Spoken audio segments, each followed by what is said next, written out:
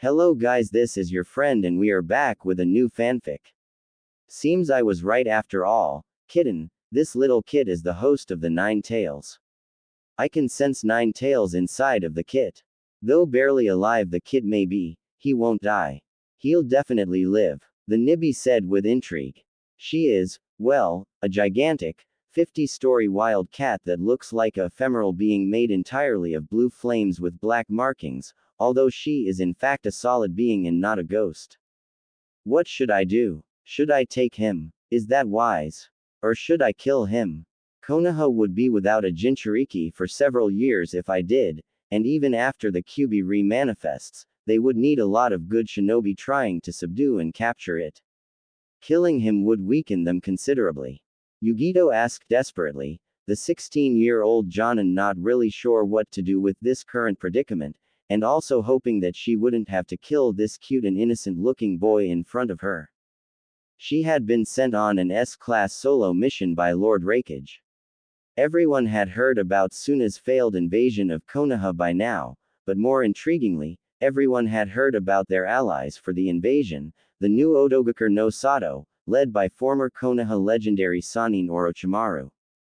This development had piqued the Raikage's interest, and as a result he had sent Yugito, the two Tails Jinchuriki and Jonin of Kumo, to Otogakur to assassinate Orochimaru and retrieve whatever heirlooms or bloodline limit holders that she could capture for Kumogakur, eliminate them if she couldn't retrieve them. However, as she was scouting the borders of Otogakur, she had come onto a major battle between the Kyuubi Jinchuriki and some Uchiha with a strange, unknown power. Intrigued, she had stayed and proceeded to watch and even enjoy the battle, and to her surprise, she found herself picking a horse in the races she wanted the blonde boy to win, although she was very quick to chop that off to the fact that they were both Jinchuriki as opposed to anything more than that. Nevertheless, she now had a choice to make. Dispose of the Jinchuriki and proceed with her mission, framing the Uchiha in the process, which would be easy for her given that she also used lightning style just like the Uchiha kid, or abandon the mission and take the Jinchuriki back to Kumogakur with her. There were pros and cons to both decisions, and yet for both decisions, the pros outweighed the cons considerably, which ironically is what made the decision so hard for her. I cannot tell you what to do, kitten, that is entirely up to you. You make decisions based on what you think would be good for Kumogakur. I make decisions based on what I want and what I feel is good for me. Those are two completely different decision-making processes. However, I'll say this, I believe that this may be a situation where what you want to do and what is good for Kumogakur are one and the same. The Nibby replied somewhat cryptically, although Yugito was very quick to deduce what Nibby meant, which is why she proceeded to act fast, quickly grabbing the blonde Jinchuriki and making a run for it, heading for the hidden sound village with the intent to circle back towards the hidden hot water village and then use the sea to circle around to Kumo, the same way that she came.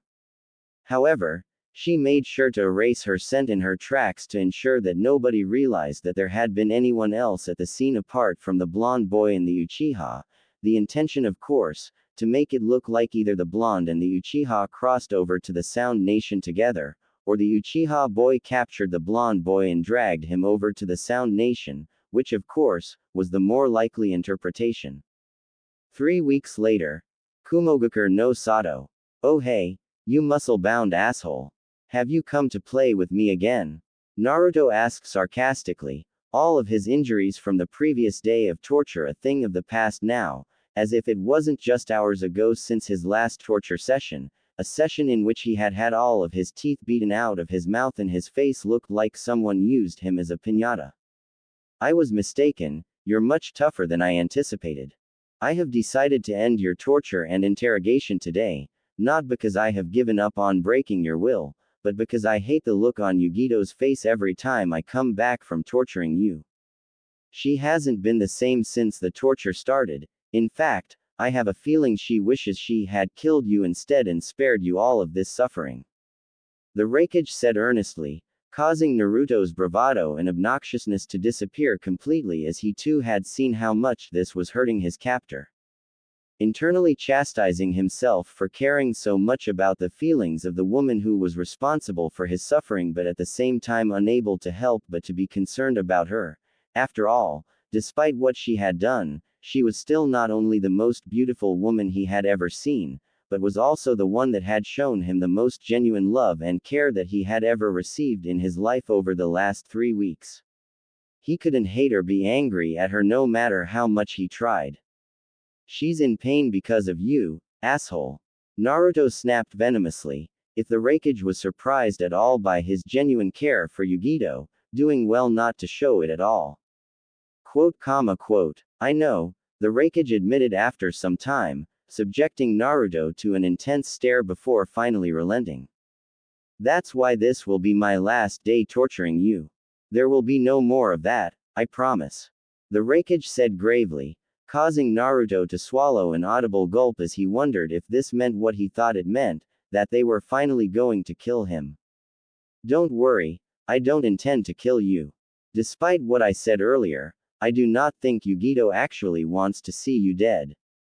So here's the deal. For the next 12 months, I'm going to be the best father I can be to you, and my brother is going to be the best uncle to you that he can possibly be. That of course will include getting the best training from the 2 fastest and strongest shinobi in the world. After 12 months, if you're not happy or satisfied, you can leave and go back to Konoha, and I will ensure that you are not harmed by any Kumo shinobi on your way back home.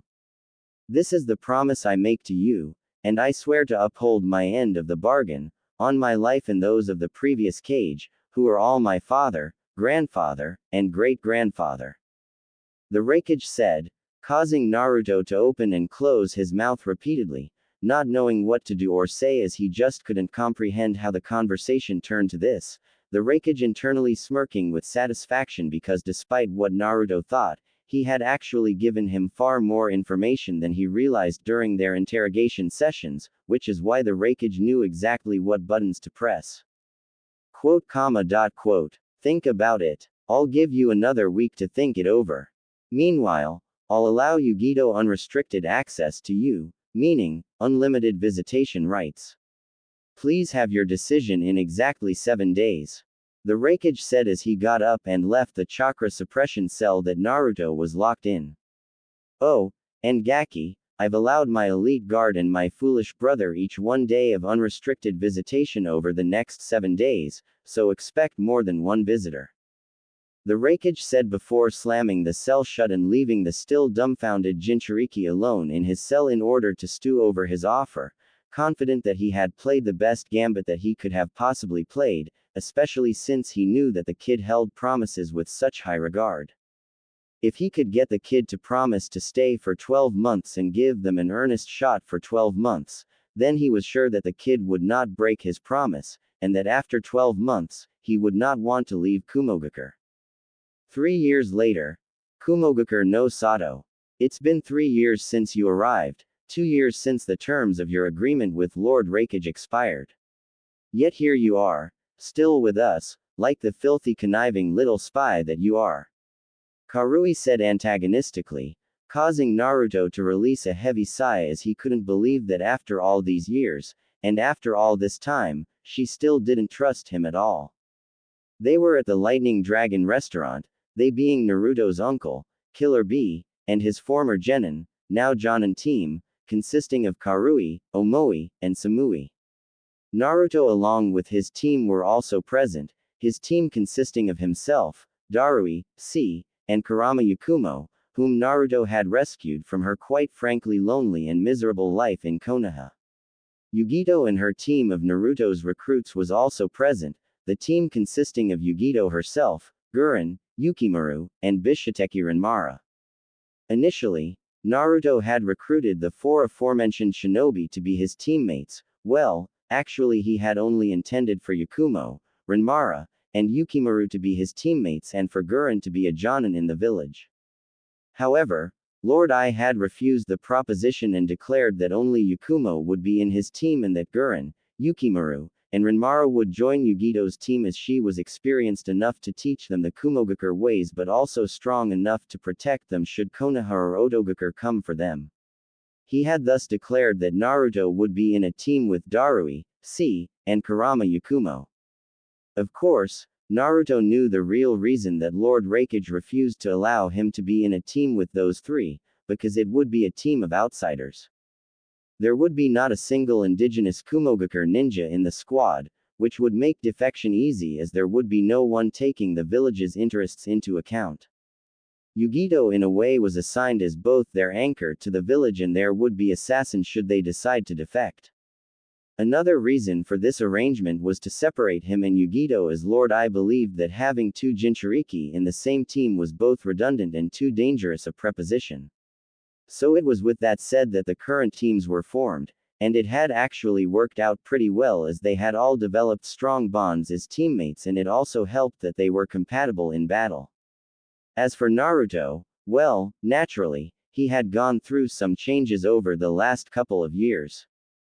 He was much taller now, standing at 1.88 meters in height, and had the physique of a Greek god, spotting rippling muscles built for both power and speed.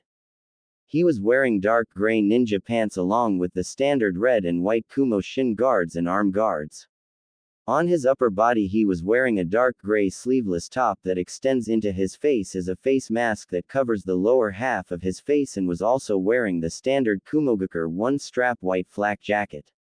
His ninja sandals were also white, and on his back one would find a large sword wrapped up in white bandages. Filthy conniving spy. Man, will you give it a rest already? We all have a very stellar record for the village, Naruto-sama more than anyone else. He even recruited us for the village, and while the village already had some amazing shinobi such as you and others, you can't argue against the fact that we have made the village much stronger than it was before. Gurren retorted. She is a beautiful young woman with red lipstick, fair skin, dark eyes and light blue hair which she keeps in a spiky ponytail with long strands of hair framing her face. She is also wearing the standard Jonin outfit with form-fitting dark gray ninja pants with white tape around the ankles, black ninja sandals, a short-sleeve gray form-fitting top and a white flak jacket, customized to have two straps instead of the one-strap flak jacket that was customary of Kumo in order to hold up both of her.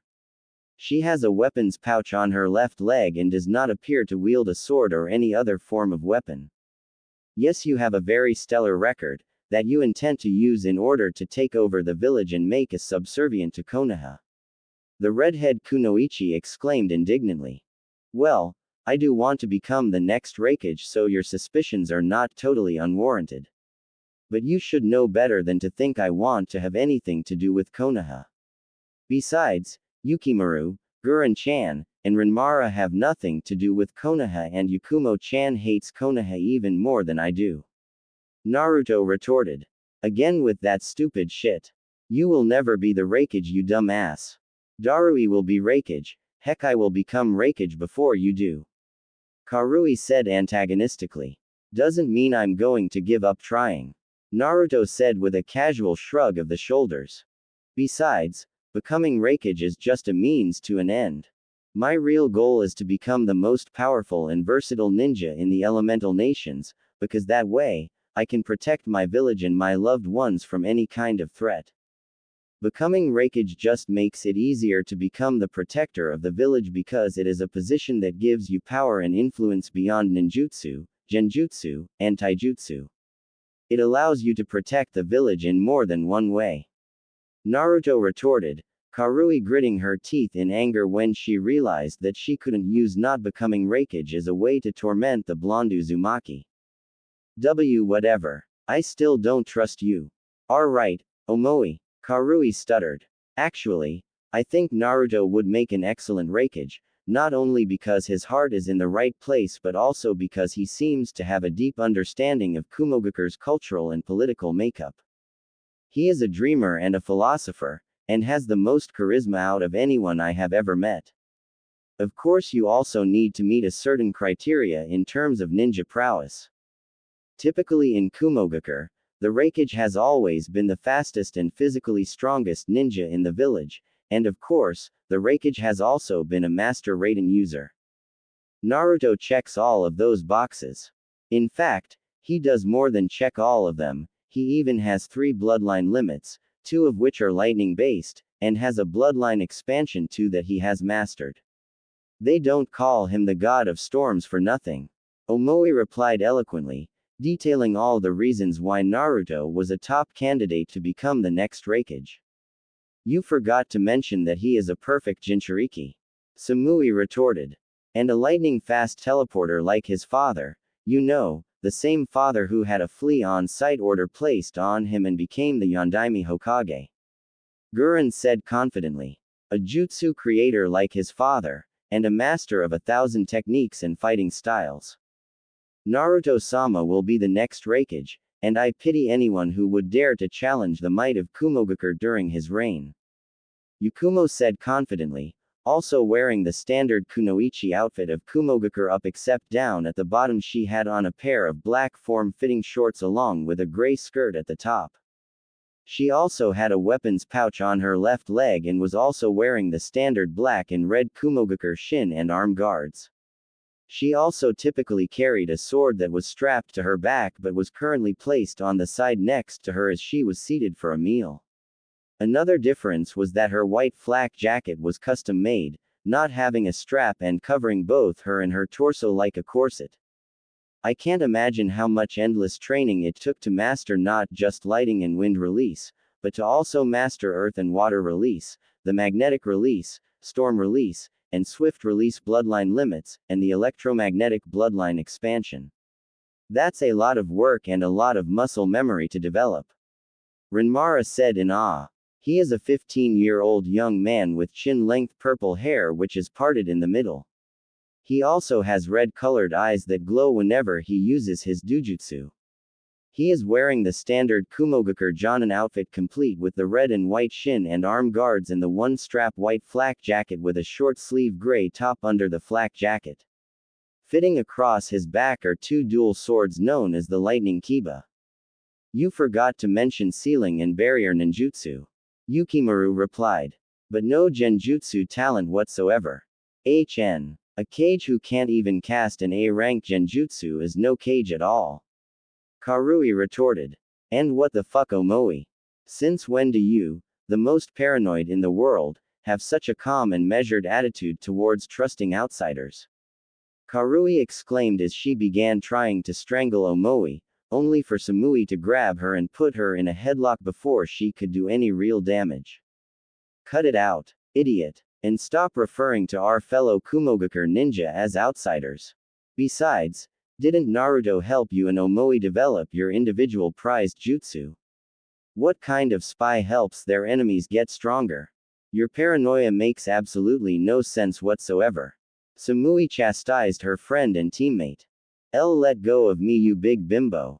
You're crushing me, Karui retorted. Only if you promise to stop creating division and promoting conflict between us and our comrades. Kumogakure has groomed a golden generation. This is our chance to finally stand at the very top of the shinobi world. You need to stop trying to sabotage us, because to be quite frank, you're the only one acting like an enemy to our cause. Samui said, Karui's eyes widening in realization as Samui's words began to sink in. I'm sorry. I didn't think about it like that. I guess I'm a little scared. Everything that has happened over the last 3 years just seems like a dream. It seems like something that is too good to be true. I keep thinking that we'll wake up one day and realize that it was all an illusion, a big, long con. Karui said with a sad tone of voice. I understand, but that is an issue that you have to resolve for yourself. You can't put that on Naruto or the friends that have decided to support him in Kumogakure. That's totally not cool. If you keep acting like this, your fear might come to reality, but only because you made it impossible for any other outcome to occur. Samui said with wisdom far beyond her years on the planet. I know, okay, I know. Karui trailed off, Samui finally letting go completely of the headlock that she had on her friend, comfortable that her friend had finally calmed down and would no longer cause any more problems, at least for the foreseeable future. 3 days later. Konoha. Tsunade Haim, please accept our apologies. We have not been able to locate neither Naruto or Sasuke, nor even Kabuto. We have dismantled Otogakure as a ninja village. All of Orochimaru's henchmen have been either captured or eliminated, at least most of them have. We are aware that he has a 6-man cell that he keeps close to himself and goes everywhere with. Interrogations also reveal that these are the most powerful and elite of his lackeys, and that Uchiha Sasuke and Yakushi Kabuto are two of those people based on descriptions. The others, however, have no recognizable descriptions, certainly not ones matching Uzumaki Naruto. In any case, Oto is still dangerous ground. Orochimaru has released all of his experiments from their captivity and they are running around all over the land on murderous rampages. His ninja force may be gone, but he has been able to keep us very busy. Kakashi reported, being second in command of the sizable task force that was sent into Oto, the commander being none other than Jiraiya of the Sannin himself, who was not present at the moment. Damn it! What the actual? How hard can it be to find a loud-mouthed, flashy ninja wearing a bright orange jumpsuit? He has whisker marks on his face, for Pete's sake. You would think someone like that might be nothing but a big bullseye waiting to be found. Tsunade exclaimed in frustration. The war has lasted 3 years, much longer than anticipated. We were not prepared for Orochimaru's guerrilla tactics, or for the fact that there is no actual ninja village but rather dozens of hidden bases. It made it easy for them to prolong the war and fight us on even ground despite their inferior quality of shinobi. Just when we thought the war was over, we then had to deal with rampaging chakra monsters. Orochimaru has played his cards well, and the time draws near for him to take over Sasuke's body. If someone like Orochimaru gets his hands on the Sharingan, I dread what might still await us. Asuma replied. Damn it! Do we still think that Naruto is even in the land of sound? Tsunade asked with an almost defeated tone of voice. And have the bloody toads still not yielded Naruto's whereabouts? Those stubborn fools, Tsunade said in frustration. The toad are firm in their stance. Naruto made it clear to them that he didn't want them to disclose any information about his whereabouts, and that they can't even give so much as a hint. We have also recently learned, thanks to Jiraiya-sama's persistence, that the toads actually wanted to sever their contract to Naruto. However, the contract cannot be arbitrarily annulled. It requires both the summoner and the summons to agree to a split. But, the summons are not obligated to teach the summoner any of their signature techniques, although they are obligated to fight for the summoner when summoned except if it is against another summoner or another summoner's interest. Kakashi explained in detail. Why are you explaining something I already know to me? Tsunade asked confusedly. Because, why would the toads refuse to teach Naruto their techniques? Why would they want to sever their contract with him? Why would he refuse? Kakashi asked rhetorically. I don't get it, Sakura said with a confused frown. They would refuse to teach him their techniques and seek to annul their contract with him if they didn't trust him anymore or didn't believe he represented the values that they stand for anymore. Naruto would in turn refuse to annul the contract because as soon as he does, the toads would no longer be obligated to keep his secrets and would therefore reveal his whereabouts and his presumably new allegiances. Furthermore, Naruto would want to keep the contract in case he ever had to go up against Jiraiya-sama in the battlefield. Jiraiya-sama would not be able to summon his toads against Naruto as they are obligated by their code not to choose sides in battles between summoners. Shizune explained patiently. But that would mean that that would mean that he willingly abandoned the village. No way. Naruto would never. Sakura exclaimed hysterically. Calm down, Sakura. It's possible that Naruto is being controlled or manipulated. That's why we have to find him. Tsunade said forcefully. Why yes, Tsunade Shishio. Sakura stuttered. As for Jiraiya and this lead that he is following. Tsunade trailed off with a questioning tone. Jiraiya-sama has received information from a source indicating that there is someone in Kumogakure who has a similar resemblance to Naruto. The informant could not confirm whisker markings, but the person of interest is said to wear a face mask similar to mine to cover the lower half of their face. Kakashi explained patiently. Kumogakure is on the other side of the land of sound. If you do not travel by sea, you would have to go through the land of sound to get there. We never once thought to go past the land of sound and look beyond there. After all, why would we, given the circumstances? But how did he even get there? Did Orochimaru sell him to the Raikage? Are they in league? Did they cut some kind of mutually beneficial deal? It doesn't make sense. Tsunade said confusedly. The information is not confirmed, Godime-sama. For all we know, this could be someone else. Blonde hair is pretty common in Kumogakure. Besides, there are some things that the informant said that do not match with the current profile of Uzumaki Naruto. This person of interest is said to be around the same age as Naruto was, but his physical traits are the complete opposite. It is said that he is very tall for his age and that he is a very muscular physique. He is also known for his speed, agility, and reaction time, with rumors that he is even faster and stronger than the Raikage, who himself is known as the fastest ninja in the world and the strongest man in the world. He is also said to be the leading candidate to become the next Raikage and is suspected to be a descendant of the legendary Gold and Silver brothers, and he is known as the God of Speed and the God of Storms. By that description alone, this person is an S-rank threat level.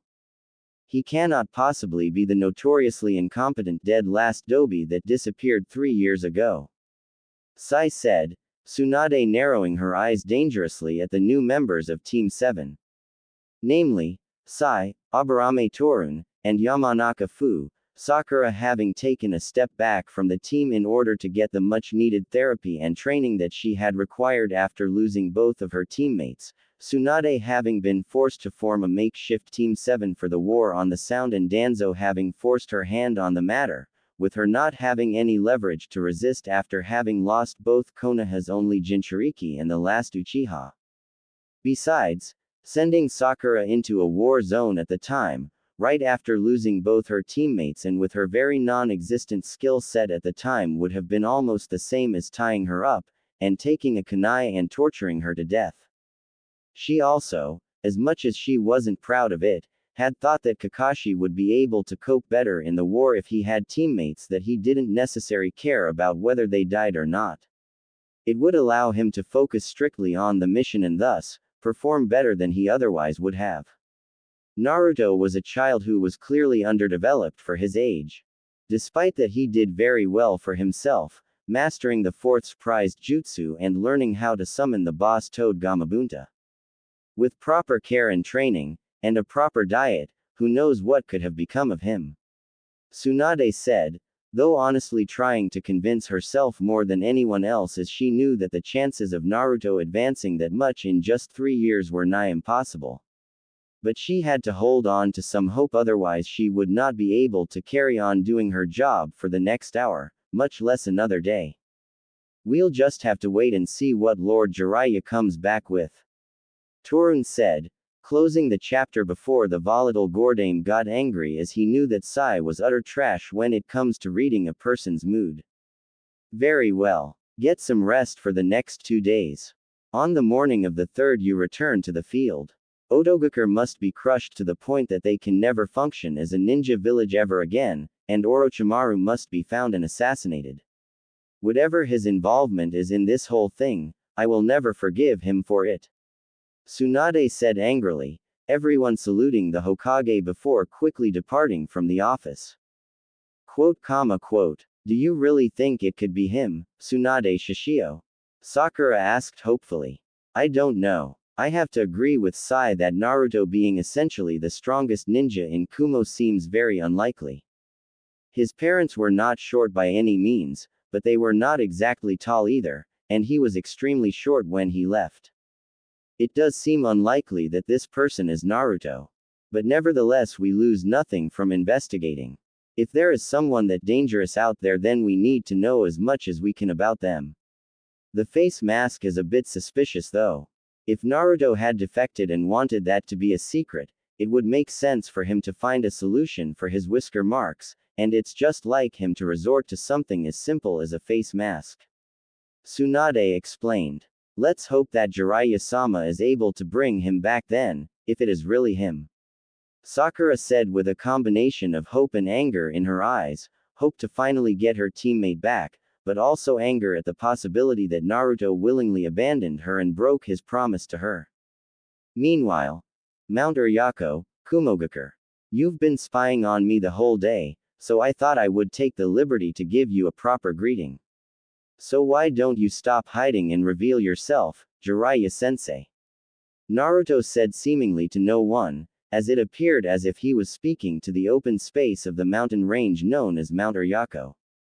Jiraiya-sensei, you said, and that voice too. You sound older and more mature, far less loud and bratty, and your voice is much deeper too, but there is no way I wouldn't recognize that cadence. A voice that Naruto recognized all too well reverberated in the mountain range as his former master came out from behind a large boulder that he was hiding behind, confidently walking out as he approached the blonde Uzumaki, who of course was facing the direction from which the Toad Sage came from, having sensed his chakra with his incredible sensory abilities.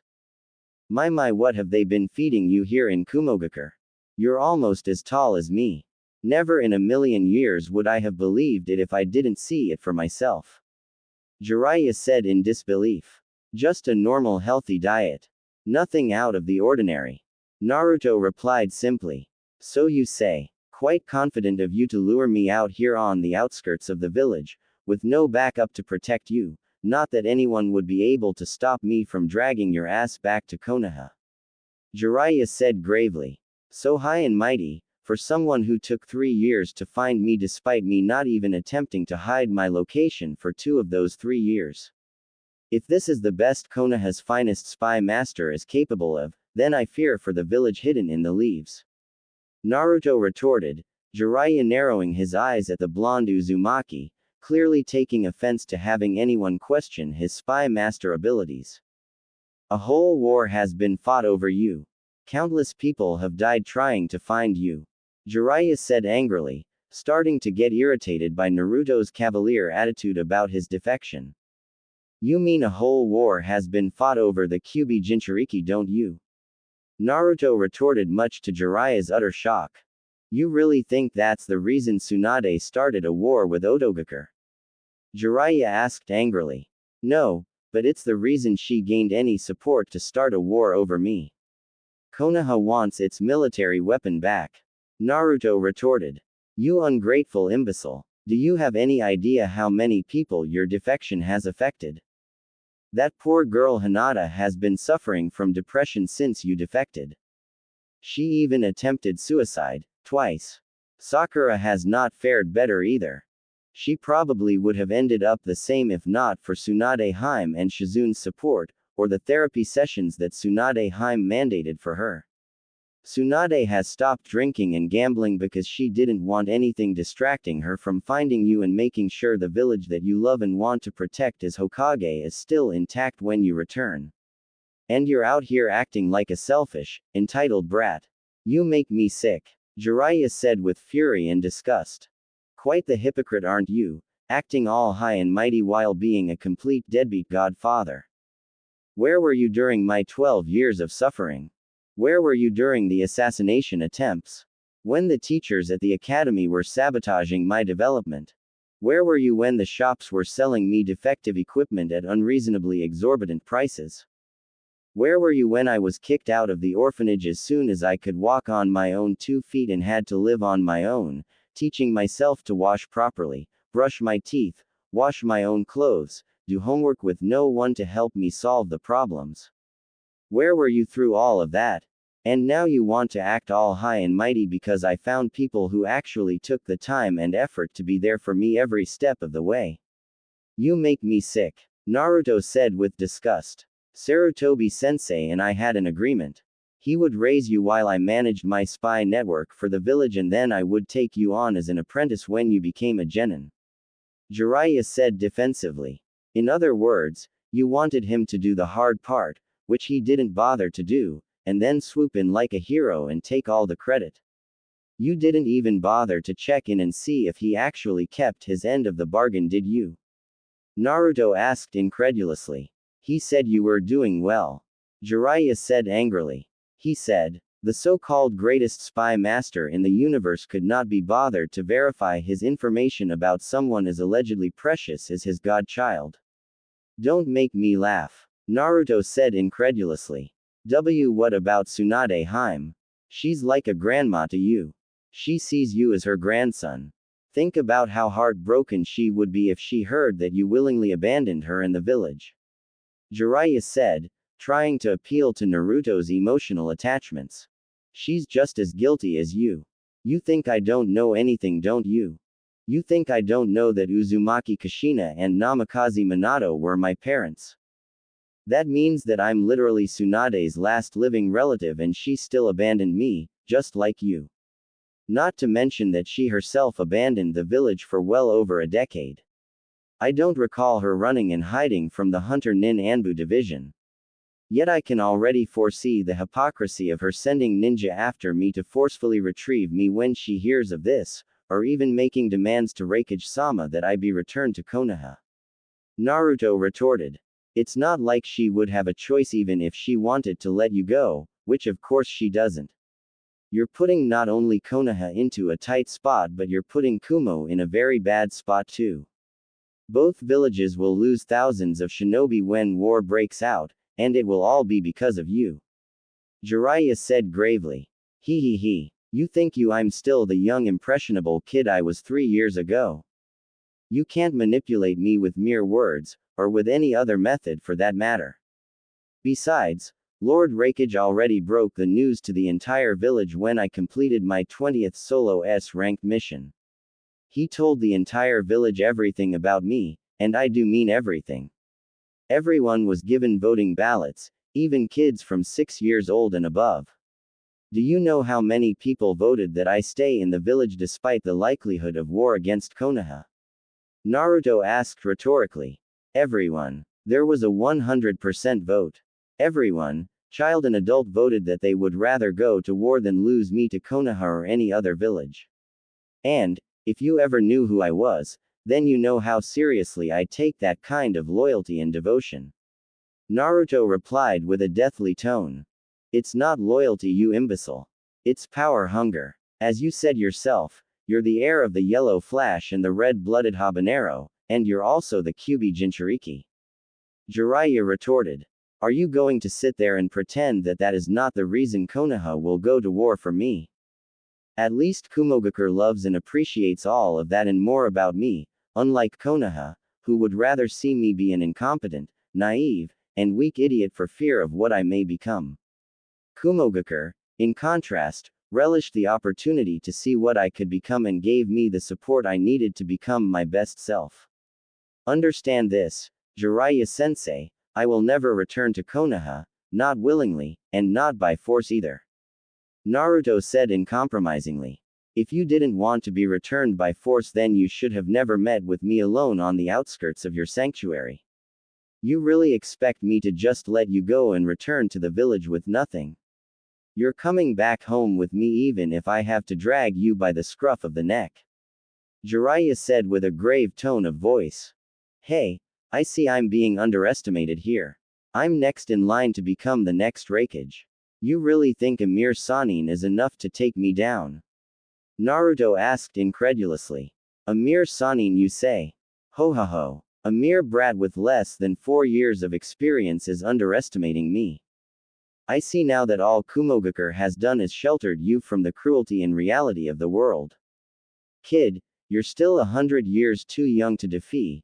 Jiraiya trailed off as Naruto, in the blink of an eye, closed the distance between them and bisected the Sannin at the waist, using his large, gigantic sword which turned out to be the Kubikiribocho, moving at such a high speed and with such quick lightning-fast reflexes that Jiraiya didn't even get a chance to neither move out of the way nor activate his ultimate defense, the ninja art, Needle Jizo. Impossible. Jiraiya, or at least, the upper part of him, said in disbelief. A mere shadow clone, surprised that I made quick work of it. Don't insult me, Naruto said. Jiraiya, now identified as a shadow clone, involuntarily widening his eyes in surprise before disappearing in a puff of smoke, the clone's last thoughts being sheer disbelief at not only the fact that it was taken out so easily, but at the fact that Naruto knew that it was a clone all along. Come out, Jiraiya-sensei, Fukusaku-sama, and Shima-sama. Naruto said as he stared at the boulder that Jiraiya's clone had originally come from. Ho, so you knew it was a shadow clone from the start? Jiraiya said as he came out from behind the boulder, looking significantly more menacing than his shadow clone did as he now possessed toad-like features particularly around his face, his feet also transforming during his walk out as if in preparation for something. Those weren't the only changes however as, fused to his shoulders, were two small toads, one on each shoulder, and, both toads wearing long blackish-green cloaks but one female and the other a male, namely, Shima and Fukusaku. I'm the best sensory-type ninja in Kumogakure, probably in the entire shinobi world. I knew where you ate, slept, and bathed since you entered the land of lightning. Naruto retorted. More importantly Jiraiya-chan, how does he know who we are? Did you tell him about us? Shima asked curiously. No I didn't. I thought maybe some of the toads or you and Pa might have told him. He's a toad summoner, so is it that much of a surprise that he knows about the two of you? Jiraiya asked confusedly. It's a very big surprise. Naruto-chan did not summon toads outside of battle prior to his defection, and after his defection, when he tried to come to Mount Myoboku to train with the toads, his proposal was rejected and in fact, an annulment was proposed. It's nigh impossible that any toad would have told him about us. Needless to say, that he called us by our names is incredibly suspicious. Fukusaku retorted, causing a deep frown to appear on Jiraiya's facial features. Don't look so surprised, of course I did my due diligence about you and the toads, Jiraiya-sensei. I knew someday you would find out about my whereabouts and my new allegiances, and I knew you wouldn't approve and would selfishly try to force me back to Konoha. The only thing I didn't anticipate is that you would treat me as a big enough threat to warrant the use of not only a probing shadow clone but the use of Sennin mode from the get-go. I was almost 100% sure this battle would end in a mere matter of seconds because you underestimated me, though that could still happen regardless. Naruto said confidently. You're the Jinchuriki of the Kyuubi, and you've been in Kumogakure for 3 years. Kumogakure are well known for training their Jinchuriki very well and putting them through the paces. With your work ethic and unyielding determination, and Kumo's relentless Jinchuriki training and lust for power, I would have to be an utter fool to have come here unprepared, not to mention that all the information I was able to get about you painted you as some kind of thunder god who was all but guaranteed to be the next successor to the Raikage. I'm many things, but a fool is not one of them. I'm taking this battle very seriously. Jiraiya said with determination. Idiot. Why are you always so easily distracted? This child just talked about your Sennin mode, the ability you keep closest to your chest and only use against high-level threats. As far as I'm aware no one has ever seen you in Sennin mode and lived to tell the story. The more important question then would be, how does he know about our Sennin mode? Shima chastised the toad sage, Jiraiya's eyes widening in surprise as it didn't hit him that Naruto was not supposed to know what his source of power was until now. Go easy on Jiraiya-chan ma. This is no doubt a very emotional and painful reunion for him. It's understandable if he doesn't have complete control over his mental faculties at this point in time. Fukusaku said empathetically. You fool. This is a life or death battle against a Jinchuriki. This is no time to lose your mental faculties. Shima chastised Pa this time. Jinchuriki this Jinchuriki that. That's all you seem to care about. However, I don't need my Jinchuriki powers to win battles. They are just the cherry on top. You blind yourselves and put yourselves at a disadvantage if that is all you're worried about. As for my knowledge about Toad Sage mode, I'll tell you how I know everything if you can defeat me, though before we proceed, I just have to ask, doesn't your reliance on Fukusaku-sama and Shima-sama violate Toad Clan summoning law? I was told that the Toads have a strict policy against providing aid to one summoner against the other. Naruto asked curiously. Ho ho ho ho. Shows what you know. The clan law applies to the boss summon and all of the toads under his command, as the contract we both signed stipulates. The toad sages and the elder sage are not under Bunta's command, he is under theirs. Jiraiya retorted cheekily. Now that's one thing I had no idea about. Thanks for the information. Now, let us begin the battle of. Naruto trailed off as Jiraiya went through an extremely fast sequence of hand seals and placed his hands on the ground. Earth release. Great swamp of the underworld. Jiraiya exclaimed as the entire surface of Mount Uryako turned into a large and deep fast-sinking mud pit. At least that is what should have happened. Instead, nothing at all happening, much to the confusion of both Jiraiya and the Toad Sages. That is, of course, until Jiraiya paid attention to Naruto's feet and saw that he was releasing a stream of lightning-based chakra into the entire surface area. He's utilizing the relationships between the 5 elements to full efficiency. Earth style is indeed weak against lightning style ninjutsu, but this jutsu was enhanced by my sage chakra, therefore it is not a ninjutsu but a senjutsu. Despite the weakness of earth against lightning, it shouldn't have been possible for him to so casually nullify my technique, especially without even the use of any hand seals. To have mastered elemental ninjutsu to this level would take a lifetime even for a genius, but for him to have this level of mastery in just 3 years is quite simply insane. Jiraiya thought warily. Jiraiya-chan, this battle could be more trouble than it's worth if we don't end this quickly. How about we use that collaboration jutsu? Fukusaku suggested. Good idea, Pa. Jiraiya-chan, you provide the oil, Pa you provide the wind and I'll provide the fire. Shima said hastily, immediately beginning the hand seal sequence, and so did Fukusaku and Jiraiya. Jiraiya spitting out oil that was propelled at an extreme velocity thanks to the wind style of Pa, creating a gigantic lake of scorching inferno when Ma ignited it with her fire style, as both wind style and oil were fire enhancers, the lake of fire covering such a wide surface area and traveling at such a speed that dodging or avoiding it was literally impossible. Storm release. Rage of the Storm Dragon. Naruto said after running through a dozen hand seals in an instant, creating a gigantic dragon made entirely of blue energy that was neither water-based or lightning-based, but a combination of both, creating an entirely new and different, but more powerful chakra nature, too solid to be a liquid, but too energy-based to be considered a solid, something that defied physics. The dragon was so large that it completely dwarfed the unbelievably large lake of fire, and it was moving at such a speed that the super-fast lake paled in comparison, the dragon completely destroying the lake and taking Jiraiya, Fukusaku and Shima with it, destroying a series of mountains before dissipating, not because it ran out of energy but because Naruto himself cancelled the jutsu.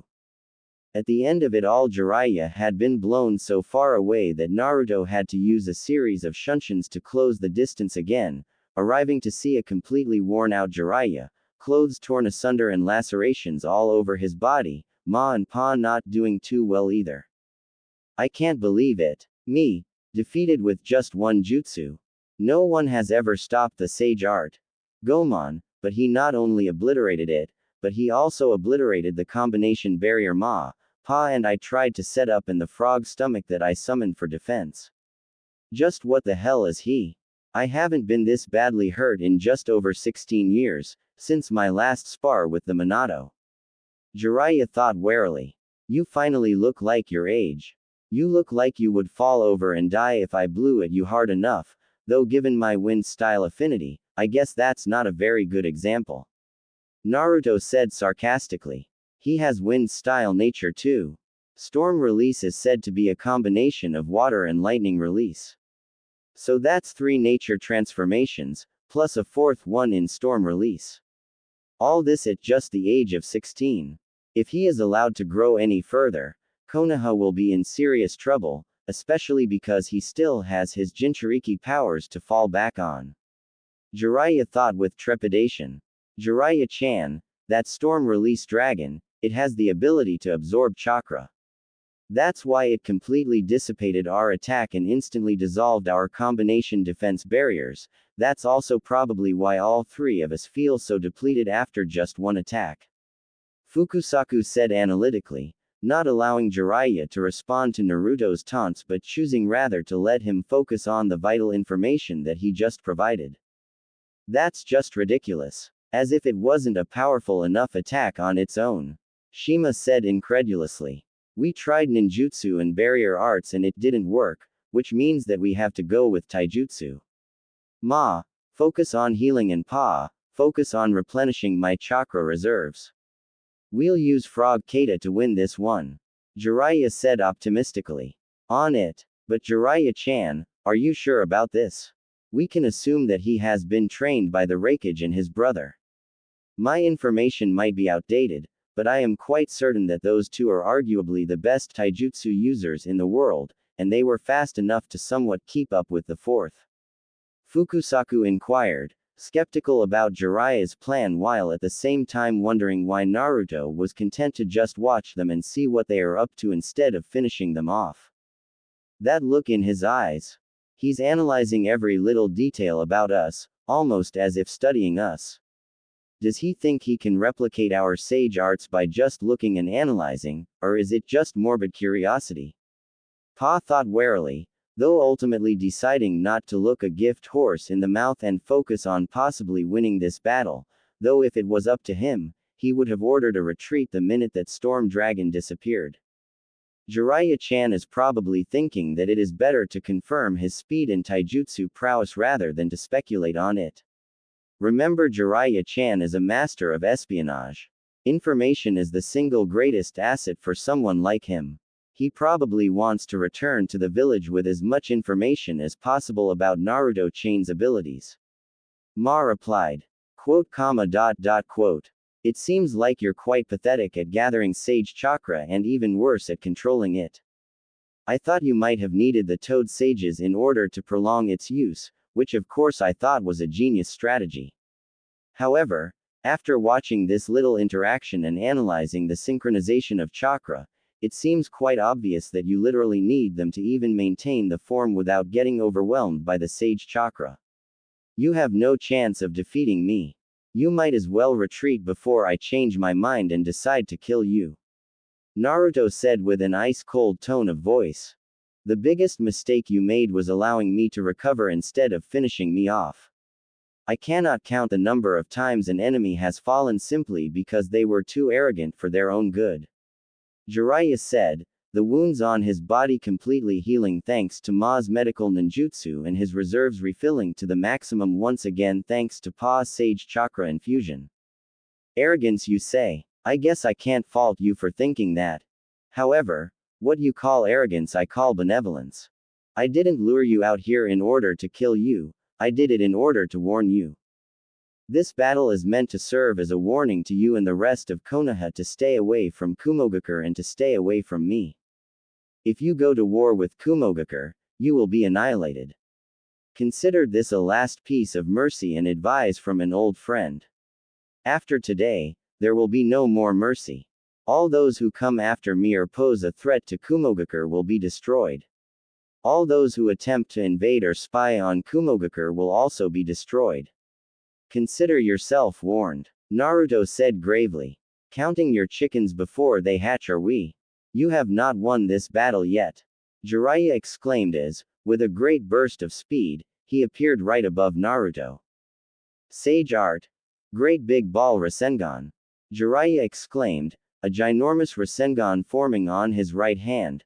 Naruto however managing to completely evade the attack as he moved out of the way with an incredibly fast Shunshin technique, a large explosion reverberating all across the mountain range as the entire mountain side was destroyed by the technique, dust and debris flying everywhere. Did we get him? Pa, Ma, can you sense him any? Jiraiya trailed off as he was hit on his left side with a very powerful kick that sent him spiraling rapidly into the side of an adjacent mountain side, the whole side of the mountain collapsing due to the impact with which he landed on the mountain side. However, almost as soon as the mountain collapsed on him, Jiraiya came flying out of the debris and landed a few feet away from Naruto, acting like nothing happened even though two of his ribs were shattered from the impact. Ma, Pa, did you see what happened?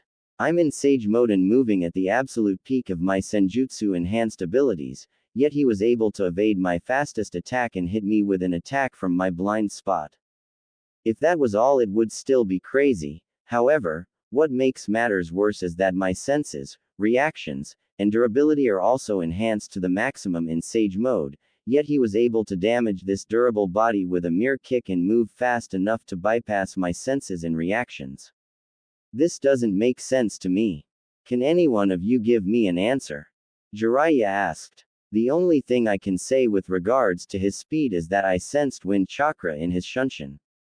This is a technique I myself, as a wind style user, attempted in my younger days.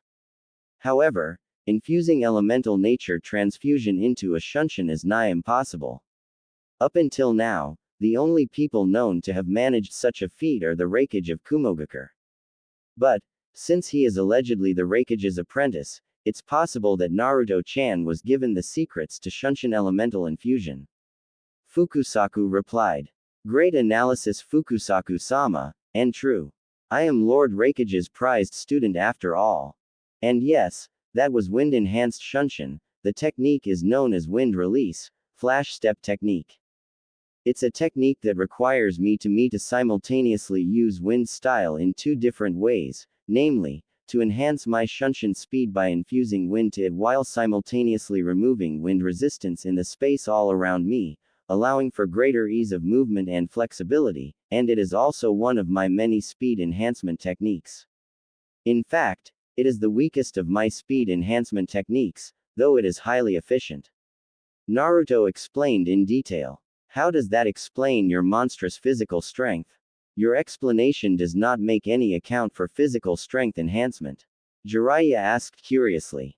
That's just my normal strength. Naruto replied casually.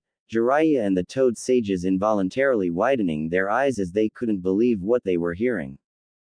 Jiraiya-chan, I think we've seen enough. We have more than enough information to report on. Any further probing is meaningless, and will likely lead only to your death. It's not like he is invincible, we just were not properly prepared to deal with this kind of enemy. Even victory, at this point, would come at a great cost that I am not entirely sure that it would be worth it at all. We can always come back later with a better plan. Shima said, fearing not only for Jiraiya's life but for hers and Pa's life as well. I must agree with Ma on this one, Jiraiya-chan, and I practically never agree with her about anything. Fukusaku said with concern, hoping that Jiraiya's wounded pride would not pose an obstacle to his survival instincts. Quote, Naruto, you said that you have many other speed enhancement techniques. How many is it exactly, apart from this one?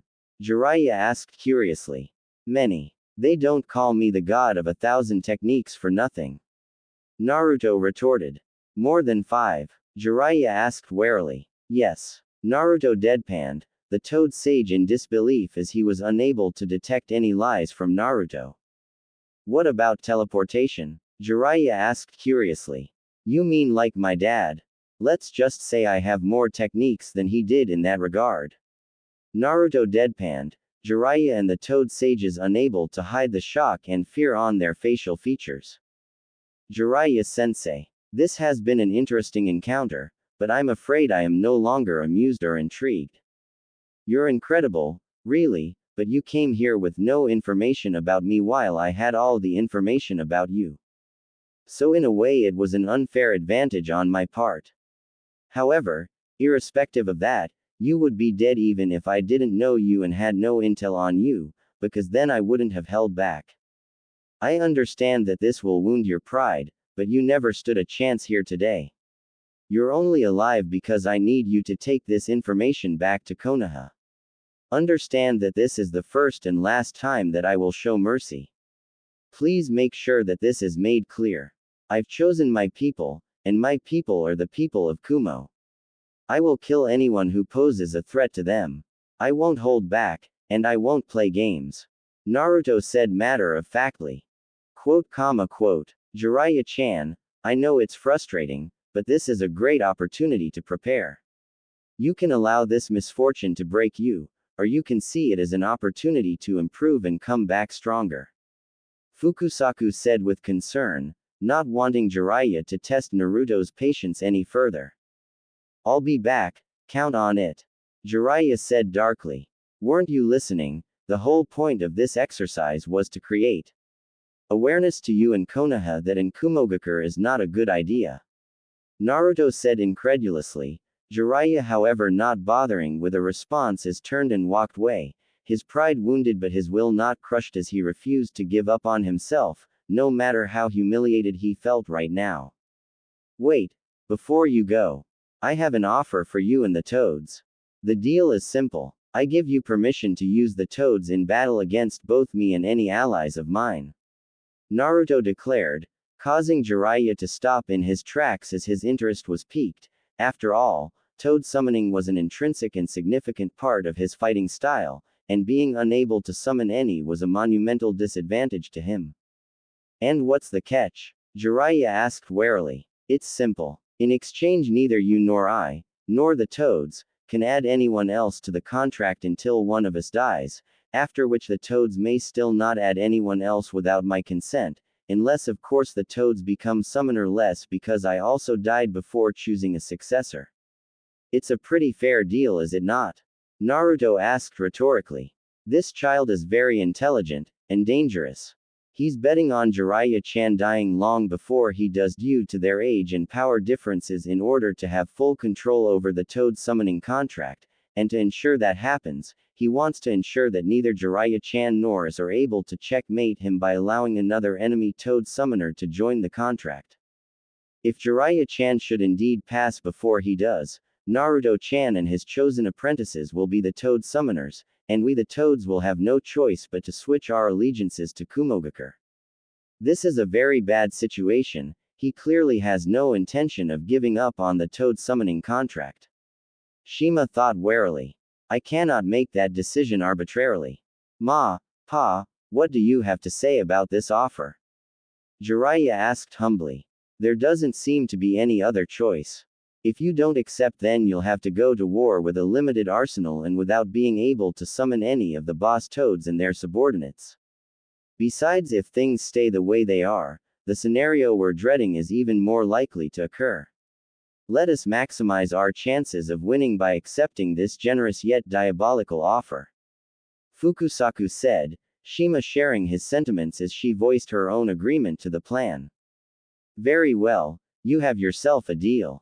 Jiraiya said as he disappeared with a super fast burst of speed, disappearing from Mount Uryako like he was never there to begin with. So you're really letting him go? Just like that? I asked warily, clearly displeased by this turn of events, speaking to Naruto through his assistant, Mabui's mind communication jutsu. I owed him that much, and I owed us that much too. If there was a chance at peace, even be it a shaky one, I had to take it. Hopefully that display of power will be enough to dissuade Konoha from trying anything. Naruto responded. Imbecile. Did it sound like that is what is going to happen? I said irritably. Well, regardless of what happens, we'll always have to stay vigilant. Even if the powers that be in Konoha decide to back off, Konoha will always be lying in wait for us to slip up. And they won't just go for the Kyuubi, they'll take any Biju they can get their hands on. Naruto retorted.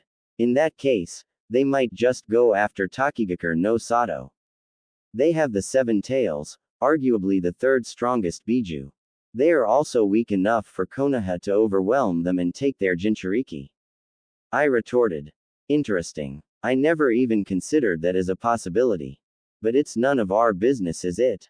Naruto asked. It could be, if Takigakure call on us for an alliance treaty in order for us to help them protect their Jinchuriki. I replied. Perhaps we should send them a warning about what might transpire. Naruto said warily, concerned for the Jinchuriki of the 7 tails despite never having met her. I thought you said it was none of our business. I asked knowingly, leaving Naruto completely speechless as he had no retort for that. After all, he did say it was none of their business. Quote, quote. In any case, Naruto-kun, what are you planning to do about the other interlopers? Mabui asked with concern. If they still want to confront me after they saw me defeat a Sannin, then I don't know what the hell is wrong with them. Naruto said with a casual shrug of the shoulders. Meanwhile, so, what will you do, Sasuke-kun? Now that you know that your beloved old friend is safe and sound, in Kumogakure no Sato? Orochimaru asked with a tone that was both amused and condescending, Kabuto's lips morphing into an amused smirk as he looked at Sasuke with intrigue and curiosity, needlessly pushing his glasses into place for seemingly no particular reason whatsoever. His comrades, Jugo, Karen, and Suigetsu also wondering what the hell Sasuke was going to do, trusting their team leader but at the same time concerned about what decision he was going to make as, according to what they had just seen, and according to Karen's chakra readings, that Naruto was a monster disguised as a human being. We're going to capture him and take him back to Konoha. Sasuke said the one thing that nobody expected, which was quite honestly typical of him his comrades had come to learn.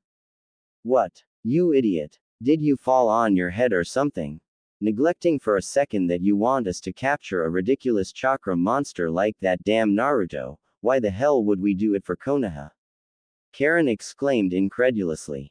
Cuckoo. I never imagined you of all people would want to aid Konoha to recapture a rogue ninja. Quite hypocritical of you, isn't it, Sasuke-kun? Why the sudden loyalty to Konoha after not only deserting them but also after they made your life so inconvenient over the last 3 years? Orochimaru asked, more out of amusement and curiosity than suspicion or distrust really. Don't be ridiculous. I hold no love for Konoha, only ire at the hypocrisy of that dobe. He hunted me down like a dog and tried to force me back to Konoha when I left, only for him to immediately do the same thing after I spared his life. It pisses me off just thinking about it. We're going to give him a taste of his own medicine. Sasuke said irritably. An eye for an eye, huh? Divine judgment? Kabuto asked rhetorically. That's not all he means to do. By capturing Naruto, he can leverage his own freedom against Naruto's. He can give Konoha an ultimatum. That he gives them Naruto in exchange for letting him go without any repercussions, or for him to let Naruto go and return to the hidden cloud. Jugo replied. Cuckoo. Interesting. I can't help but find myself intrigued by this turn of events. Very well, I'll allow it. Do as you please, children. Orochimaru said, laughing amusedly as he did, unable to believe how life had become both so frustrating and yet so intriguing ever since Sasuke joined Otogakure. If we're really going to try and capture him, then we'll have to attack him as if we're trying to kill him. If we fight him like Jiraiya Dono did, then we'll get wiped out. With that said, please allow me to challenge him first. I'm going to have to go all out in order to win, but we both know that I'm not exactly a team player when I go all out. Jugo said with conviction. Jugo. Sasuke trailed off, never having witnessed Jugo going all out before as he was always trying to hold himself back from going completely over the hill. If I go all out, I'll be able to match him in every way possible, whether it be speed or brute force, and I'll be able to pressure him enough to prevent him from casting hand seals. One thing we cannot allow him to do is to cast any ninjutsu after what we just witnessed. If he is allowed to cast his storm release, Rage of the Storm Dragon on us, then he could effectively end the battle in one shot. Jugo further elaborated. Bullshit. I should get first shot at him. He has the Kubikiribocho. If I don't retrieve the sword with my own 2 hands, then it doesn't mean anything. Suigetsu argued. Idiot. He is the Raikage's successor and we just saw him use storm release, which means he has mastered both water style and lightning style. He can match your water style with his own and his lightning style is your main weakness. You'll be at a complete disadvantage. Karen argued. If he's going to be useless in this battle anyway, then we have nothing to lose by letting him go first. Suigetsu, you go first. If you lose, then Jugo will take over. I'll go last, Sasuke ordered, effectively ending the argument right then and there. Suigetsu, not wanting to give Sasuke a chance to change his mind, immediately leapt into action as he pumped water into his legs, developing very big and defined water muscle on his legs in order to propel himself far, completely leaping over the mountain they were hiding behind and jumping all the way to the battlefield. Sasuke, Orochimaru, Kabuto, Jugo, and Karen following him as they scaled the mountain until they were at the top in order to get a nice vantage point. Boom. That was the deafening sound as Suigetsu landed a short distance away from Naruto, who had a raised eyebrow as he marveled at the feat that the guy just pulled off, knowing very well that no average shinobi could make such a giant leap the way that this guy just did. Naruto couldn't help but also notice something familiar about the guy that was now standing in front of him, as if he recognized him from somewhere but unable to quite put his finger on it. That's a very flashy announcement there, strange shinobi-san. I would have expected you to try some kind of sneak attack as would be expected of a shinobi, not to just announce yourself like that. Naruto said nostalgically, being reminded of himself when he confronted Kakashi just like this during their final genin exam. We already know that you're a censor type. A sneak attack is pointless. More importantly, I'm going to give you the opportunity to peacefully hand over Zabuza-senpai's blade, or else.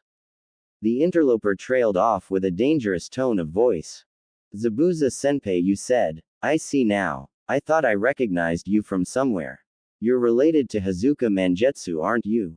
One of the greatest 7 ninja swordsmen, said to be the only one ever to master the use of all 7 swords. A member of the Hazuka clan that has a hydrokinetic bloodline limit. Naruto replied as realization dawned on him. You certainly know a little too much about the Mist Village, especially about that organization. Suigetsu said with his right hand placed firmly on the hilt of his Zanbeitu, staying ready for any sort of movement that Naruto might make, having witnessed just how ridiculously fast he could move after watching his entire battle against one of the Sannin, the Toad Sage Jiraiya. Of course I do. Zabuza Dono and his apprentice, Yuki Haku Dono of the Yuki clan, were the inspiration for my ninja way. I only knew them briefly, but it is not too much of a stretch to say that they have had the most impact on the person that I am today. It's why I carry Zabuza Dono's sword, in honor of their legacy. It is also why I made it a point to research Kurigakur and the 7 ninja swordsmen. I suppose I really had no choice since I went on to encounter another 7 ninja swordsmen in Hoshigaki Kisame Dono. He and Kin Slayer Uchiha Itachi are hunting me on behalf of Akatsuki. It would thus be foolish of me not to try and find out all I can about that organization. Naruto explained politely. So you fancy yourself as Zabuza-senpai's successor, huh? But I'm the one that was dubbed as the second coming of the demon, not you. I'm the one that was inducted into the 7 ninja swordsmen as a trainee and successor to Zabuza-senpai, not you. Suigetsu argued. That may be true, but I'm the one who defeated his apprentice, and I'm the one he acknowledged. Naruto retorted. Which means that if I defeat you, then the sword is mine. Suigetsu replied. Tell you what, since you want the Kubikiribocho so badly, how about this? Naruto trailed off as he pulled out the sword from his back and threw it into the air, the bandages on the sword disappearing in a puff of smoke as the sword spun in the air until it landed exactly in the middle of the distance between Naruto and Suigetsu, the sword digging into the ground in a way as if just waiting for someone to grab it by the hilt and pull it out. If you can get to that sword and pull it out before I do, or if you can stop me from grabbing and pulling it out of the ground, then I'll let you have it. Naruto said with a confident smirk on his facial features. You think this is some kind of game, don't you? I'll make you regret that. Suigetsu said with a cocky smirk. Are you just going to stand there and talk, or are you going to? Naruto trailed off as, in a split second, Suigetsu pumped a ton of water into his leg muscles and exploded into action, moving at a ridiculous speed as he went straight for the sword, trying to catch Naruto off guard by making his move mid-sentence. However, Naruto wasn't having any of that as his reaction was so great that he practically began moving at the same time that Suigetsu made his move. Instantly activating his Shunpo no Jutsu and proceeding to beat Suigetsu to the sword despite Suigetsu's own insane movement speed, Naruto grabbing the head cleaver and parrying away Suigetsu's overhead slash with such power and ferocity that he knocked the sword clean off of Suigetsu's hands, sending the sword flying rapidly away and all the way to the other side until it was lodged deep into the mountainside.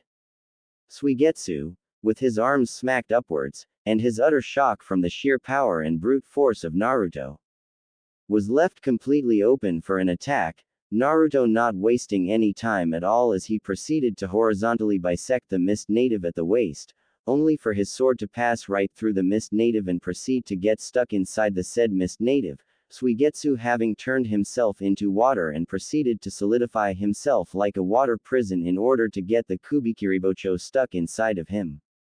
What the hell? Naruto trailed off, not even getting a chance to process his shock as Suigetsu pointed his index finger at him and proceeded to shoot an insanely fast water bullet at Naruto from point-blank range, a sonic boom reverberating as the water bullet was shot at the speed of sound, yet Naruto somehow managing to dodge the bullet despite the fact that it was shot right at his face.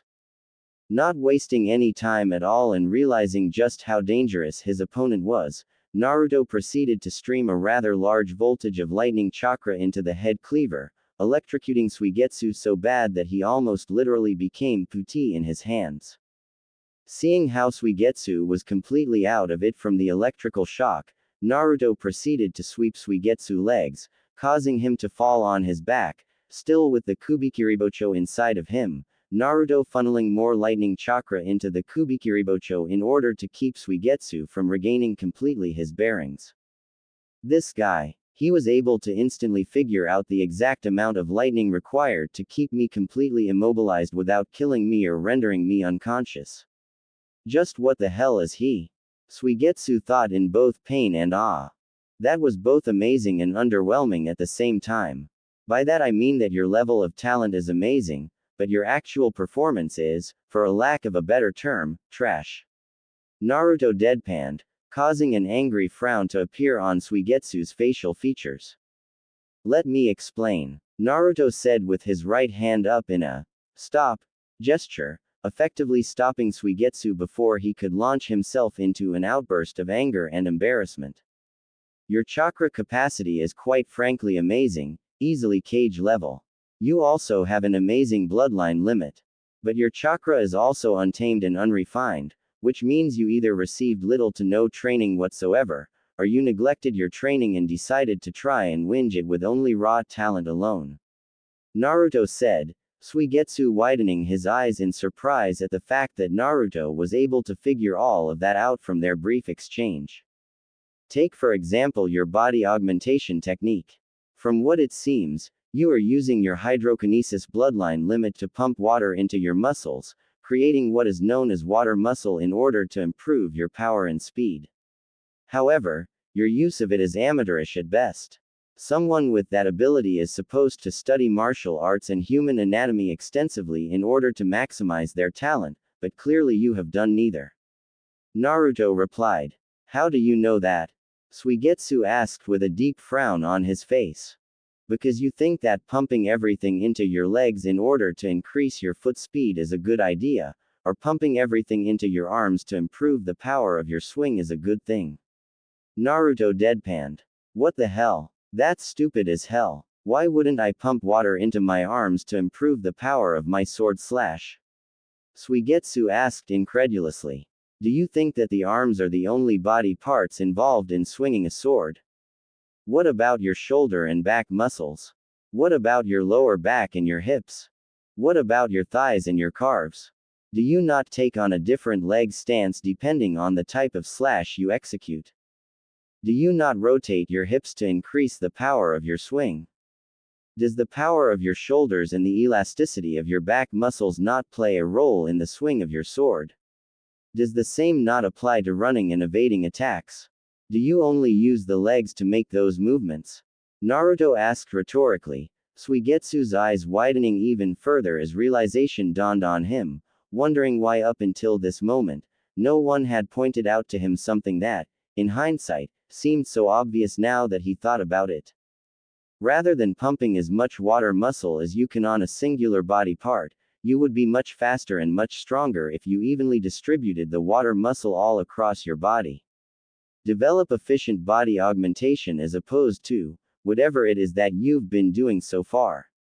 It will also improve not just your speed and power but also your reflexes, agility, and reaction time. Naruto concluded his explanation. Hey, stop acting high and mighty, asshole. Unlike you, I didn't have cage-level ninja like the Raikage and his perfect Jinchuriki brother to train me. Suigetsu argued stubbornly. You had a Sannin training you though, didn't you? Naruto asked with a raised eyebrow. Hey, like hell he did. That asshole kidnapped me 6 months into my 7 ninja swordman training and had me locked up in a water tank for years while conducting experiments on me. It's only 2 months ago I was released thanks to Sasuke. Suigetsu said with both anger and frustration. Only 6 months and he is this strong. That's actually quite incredible. This guy is a true genius. No wonder they called him the second coming of the demon. Naruto thought in awe. Congratulations, Hazuka-san. You have truly impressed me. I won't give you the Kubikiribocho, but I do have a gift for you.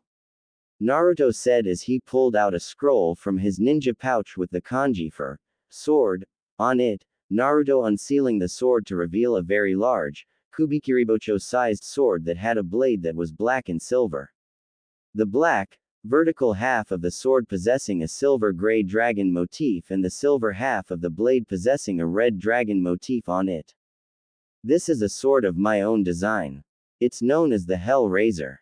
Infused into it is a powerful fire release and wind release affinity. The silver dragon motif represents the wind release and the red dragon the fire release. The blade also enables you to combine the wind and fire to use scorch release or use them individually. I think you are the perfect host for this sword because it makes up for your weakness to lightning release. You can use the wind nature of this sword to counter against lightning oscillations or just to protect yourself from them. If you really focus on your training for the next 3 to 6 months, and I mean really focus, I believe you can become a truly legendary shinobi whose name will be spoken of long after you're gone from this world.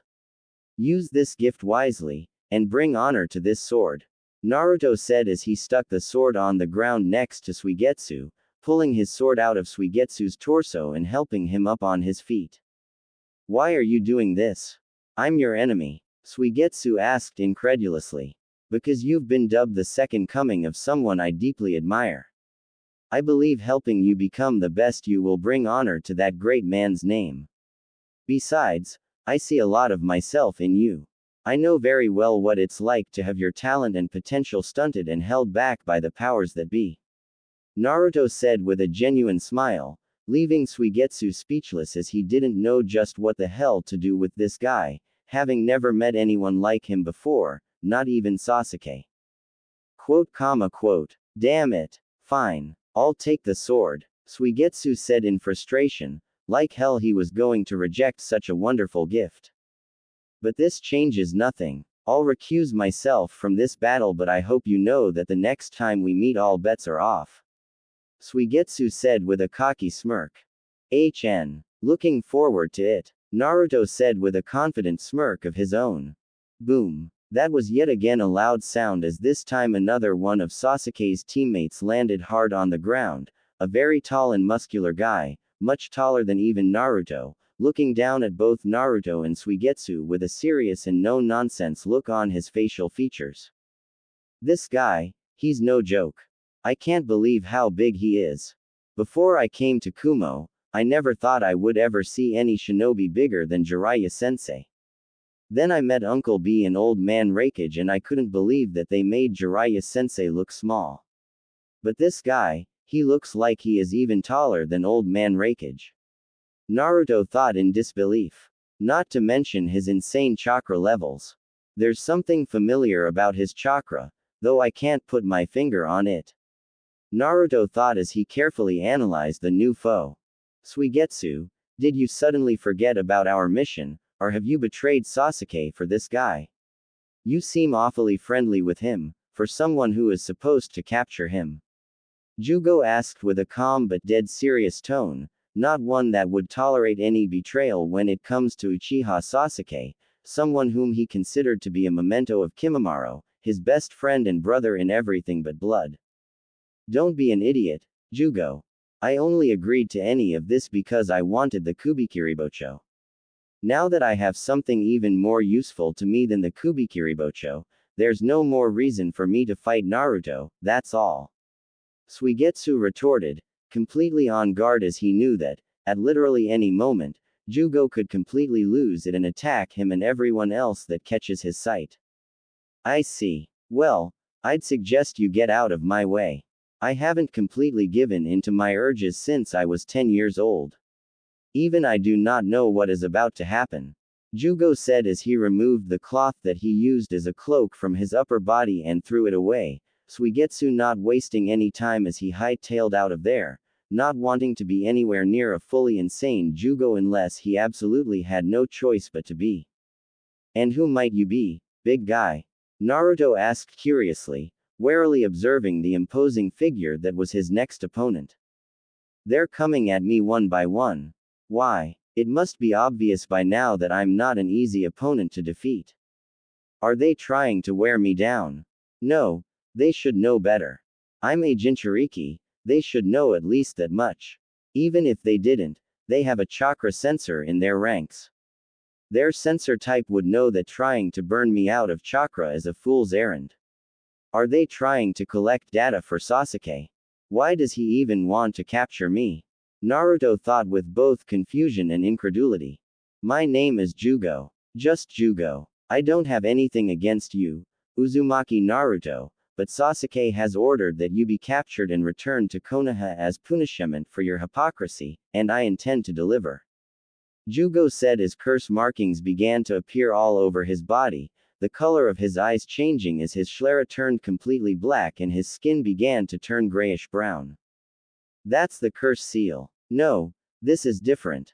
He doesn't have a curse seal on him. He's actually gathering the nature energy on his own accord. He's a sage, which means he must be the original, the source of the curse seal. Naruto thought in awe. Forgive me, Naruto, I'm about to completely lose it. I'm afraid you won't like who I become. He. Ha ha ha ha ha. Ha. I'm going to kill you, you bastard. Who gives a fuck about capturing you? If you die, ha ha ha ha. Jugo exclaimed with rage, hate and elation all at the same time, his body completely changing color and his eyes looking like he was a demon spawn. There were also some sort of chakra exhaust pipes on his back that were releasing a crazy amount of chakra, his chakra levels spiking up to unprecedented levels. Hey, what an interesting change in personality. Won't like you. You must be completely out of your mind. I absolutely love this side of you. Let's go wild, Jugo. Naruto said with elation, excited for the challenge that he was about to receive from Jugo. Die, you bitch. Jugo said as he closed the distance between himself and Naruto so fast that it looked like he was teleporting, Naruto's eyes widening in surprise as he barely managed to get out of the way of Jugo's linear attack thanks to a combination of both his shunpo and his insane reaction speed, which was thanks to both his natural reflexes and of course his chakra sensory skills, which were so potent that they gave him a Sharingan-like ability to predetermine the moves of his opponents. However, Jugo was relentless as he continued to put the pressure on Naruto, not allowing Naruto any space at all as he wanted to make sure Naruto couldn't form any hand seals. Well, his insane self didn't actually care about that strategy, though his sane self knew that it didn't matter because his insane self would try to put constant pressure anyway as that was the only way he knew how to fight, which meant that inadvertently, the plan he had in mind would be implemented regardless of his mental state.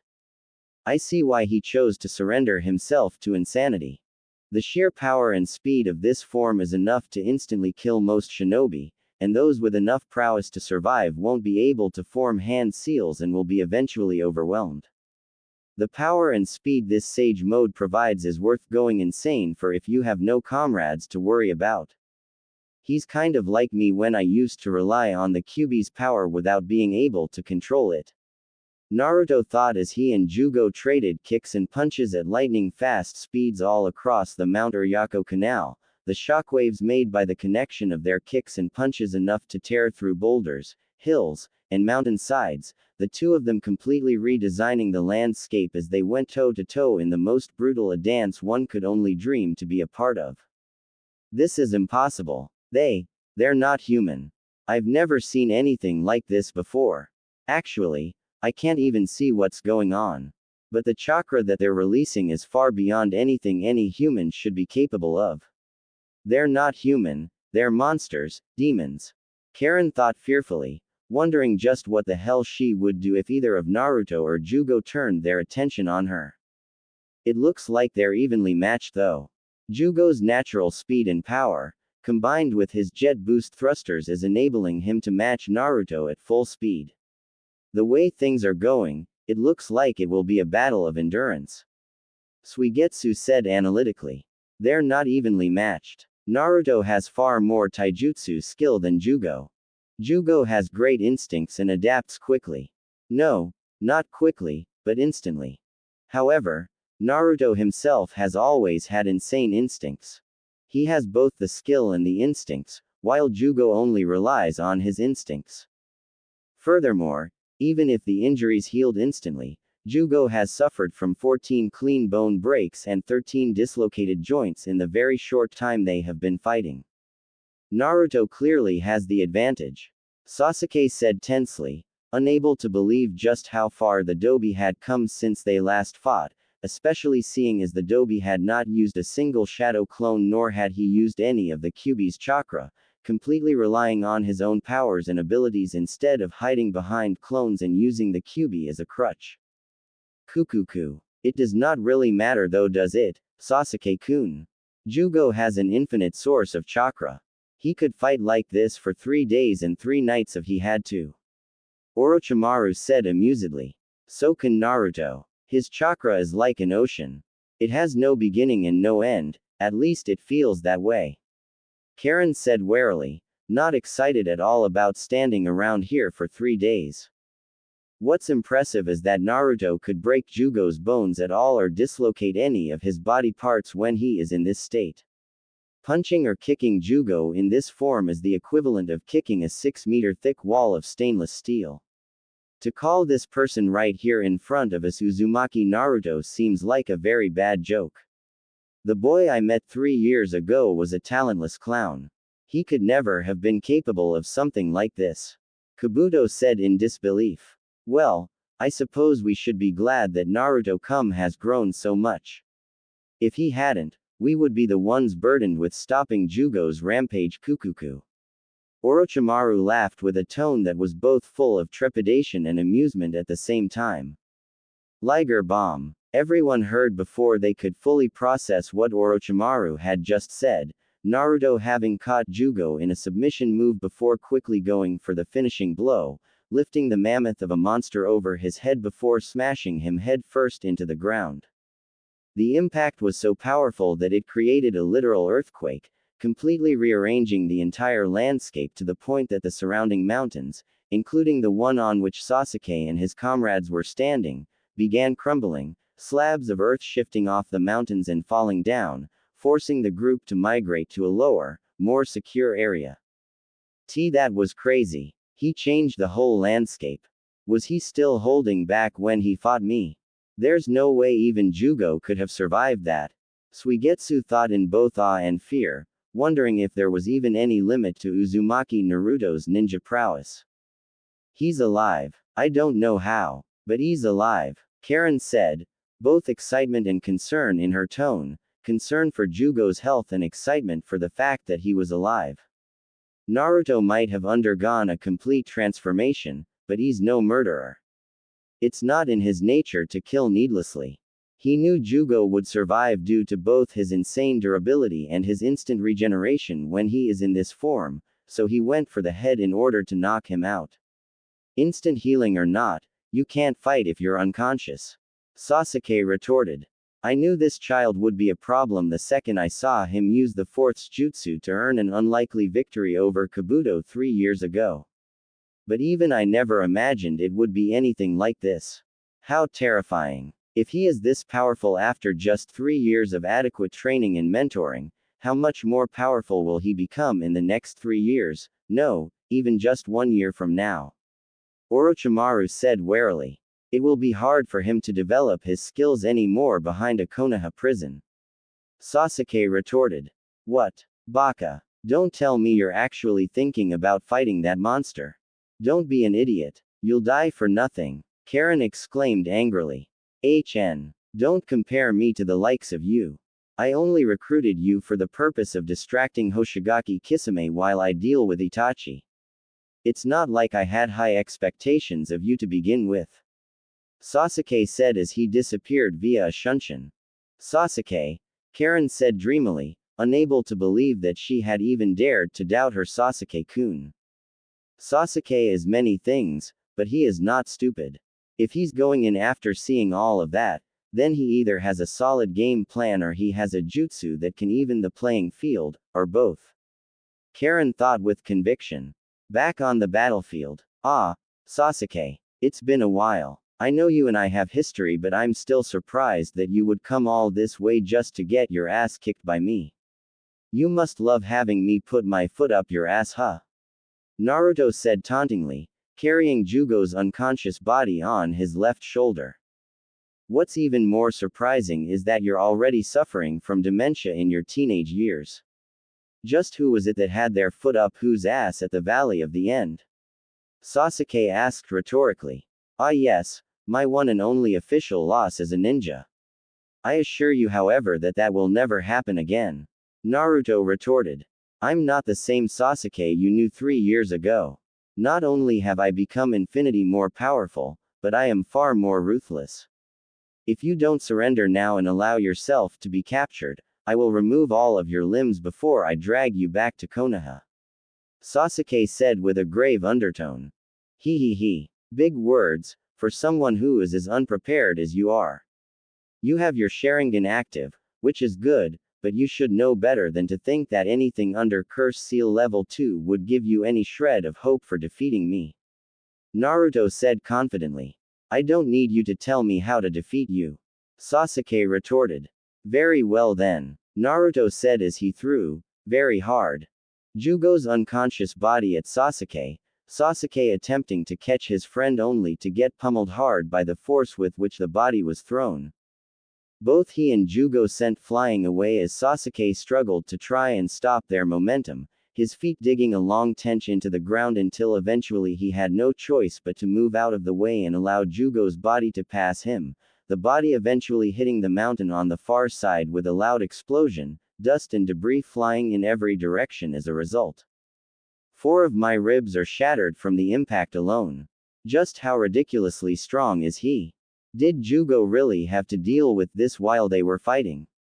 Sasuke thought as he subconsciously activated Curse Seal Level 2, his subconscious sending warning signs to his body that he would likely die instantly if he did not utilize his maximum output from the get-go. No wings. What happened to them? Someone chopped them off. Naruto asked tauntingly, watching curiously as Sasuke removed the sleeves of his kimono top and allowed them to hang on his sides. Or has he mastered the curse seal enough that he can shapeshift or unsheath certain body parts? Best not to underestimate him then. Naruto thought. My injuries are healed, but unlike Jugo, this is a once-off for me. I should be fast enough to keep up with his speed in this form, and my visual prowess should be enhanced enough that I can track all of his movements. However, if he touches me even once, I'll be in serious trouble. Best make it that he cannot touch me, and increase my speed until it's beyond even his. Sasuke thought as he came up with a game plan that was guaranteed to secure his victory. Lightning release. Chidori stream. Sasuke said as his entire body became illuminated by lightning, more specifically, as he activated a full-body Chidori, a jutsu that made him untouchable as anything that even approached him would get electrocuted and sliced by the sharpness of the Chidori, but also a jutsu that increased his speed and reflexes exponentially as his neural synapses become enhanced significantly. A full-body Chidori. How interesting. Naruto trailed off, eyes ever so slightly widening in surprise as Sasuke suddenly appeared before him. Sword drawn already as the last Uchiha executed a perfect horizontal slash. Naruto somehow defying all logic as, at the very last second, he was able to move completely out of Sasuke's range, almost as if by teleportation, appearing again behind Sasuke as he executed an exact replica of Sasuke's move from behind, the only difference being that his sword was much larger and much heavier than Sasuke's, though one would swear the sword was as light as a feather given how easily Naruto was wielding it. Nevertheless, Sasuke, at the very last second, managed to turn around and block the attack, and though that did save his life, he did not however escape without any damage as he was violently flung away by Naruto's sheer brute force alone, spinning around uncontrollably as he crashed on the surface like a rag doll, hitting the ground repeatedly as his body involuntarily traveled at a ridiculous pace.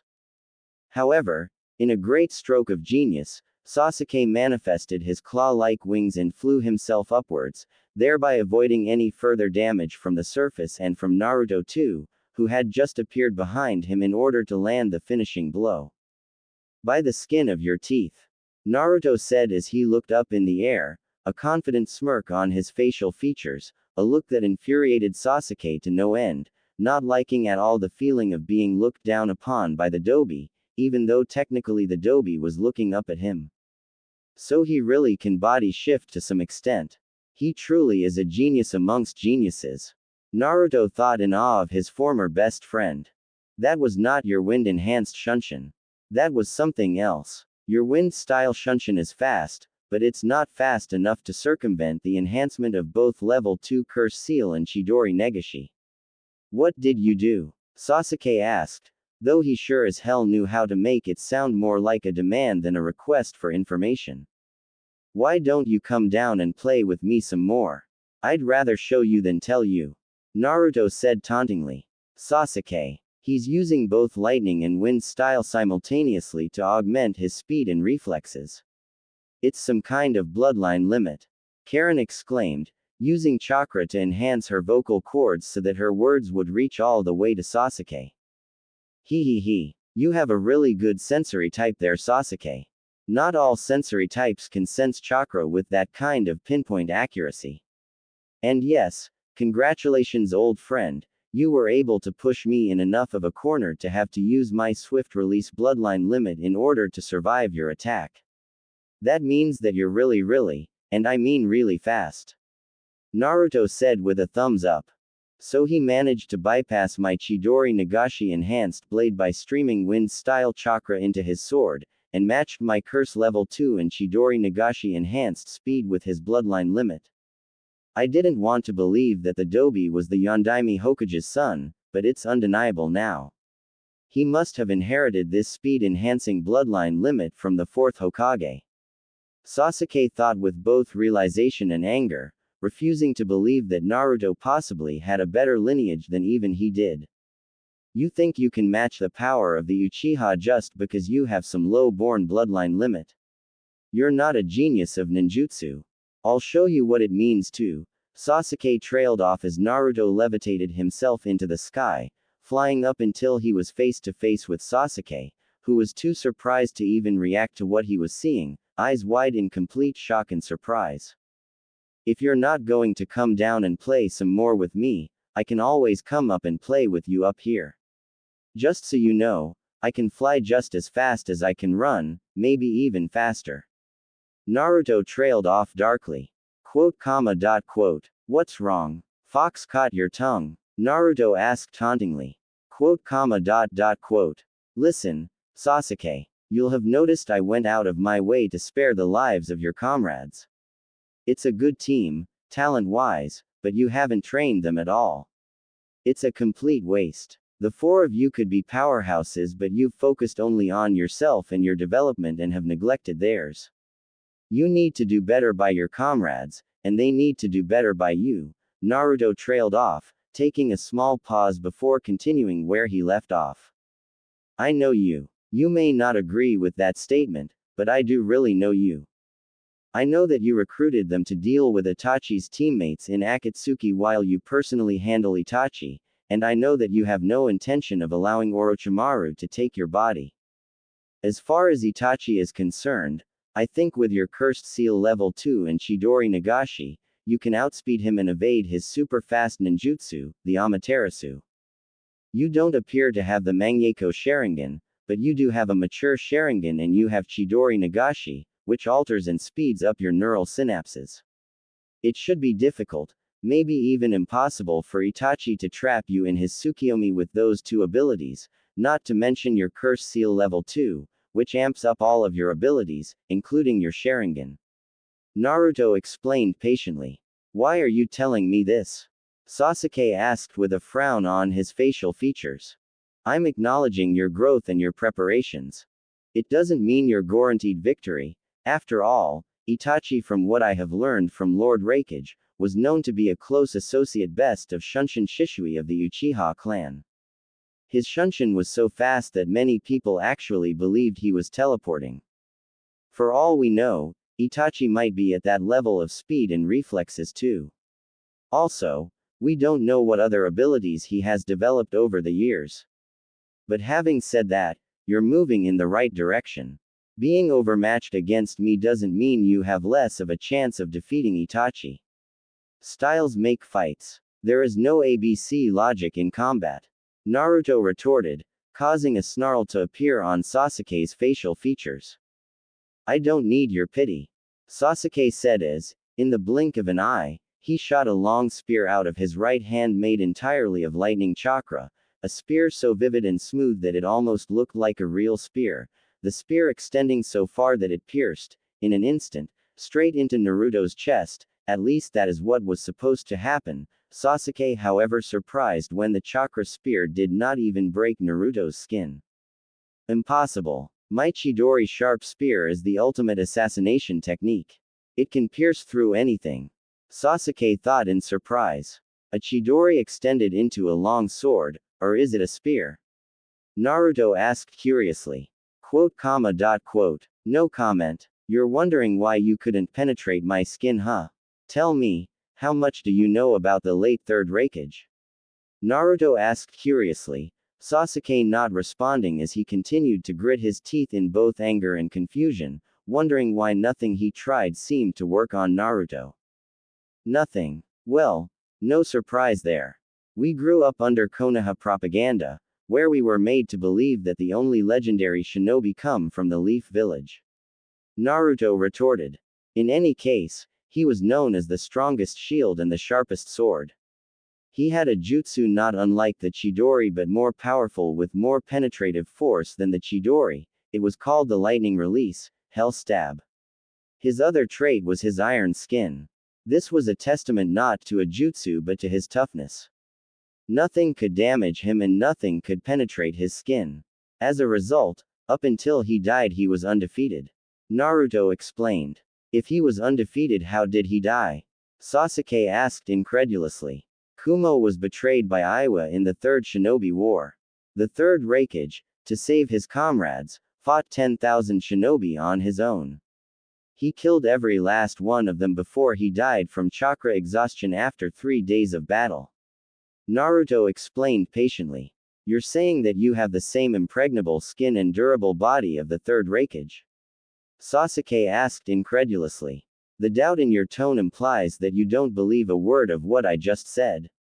Yet your prized assassination technique has just failed to do any harm to me. Or do you think it an illusion? Wouldn't that be even more unlikely, for me to fool your legendary Sharingan with Genjutsu, me of all people for that matter? Naruto retorted. This was just the beginning, the real secret will unfold in the next episode. If you enjoyed this story, don't forget to like, share, and subscribe.